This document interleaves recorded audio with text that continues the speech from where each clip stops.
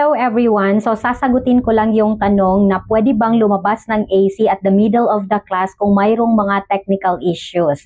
Yes na yes po. Just like me, mayroong mga instances po na nagkakaproblema yung pages. Like for example, I am already on page 10, tapos hindi nakikita nung estudyante kasi nasa page 9 pa siya. So, ang ginagawa ko is nagpapaalam naman ako sa estudyante na I will go out and return. Pero kung makaya naman nung refresh, i-refresh ko lang yung nasa AC. Mayroong refresh kasi yung ating material, so it can be refreshed. Pero kung hindi kaya, tsaka ako lumalabas ng AC, tapos bumabalik naman, nandyan naman yung estudyante naghihintay. Or for example, mayroong instances na hindi gumagana yung headset or kaya yung camera, basta magpaalam lang kayo kay student, you are experiencing technical problems. So you will go out of AC para ma-refresh at tapos balik kayo agad. Same is through kung mayroon kayong internet problems or power interruption. So you can go out of AC and then inside right away. Kasi kung minsan naman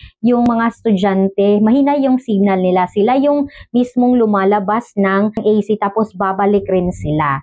Wala naman tayong penalties dyan. Basta balik lang kayo agad, pasok lang kayo agad sa AC. Okay lang po yun. Please remember na before kayo mag-start ng inyong klase, do the detection test. So I have already a video on that, on how to do detection test for talaga ng first class of the day. So para ma-check niyo kung ano yung functional na camera at saka headset.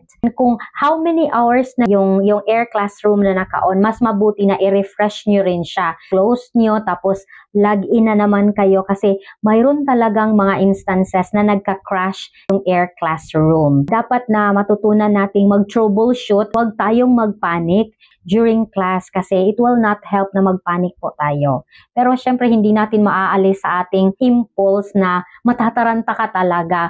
Yes, that's part of the adjustment talaga. Especially if the parent is beside the student, di po ba?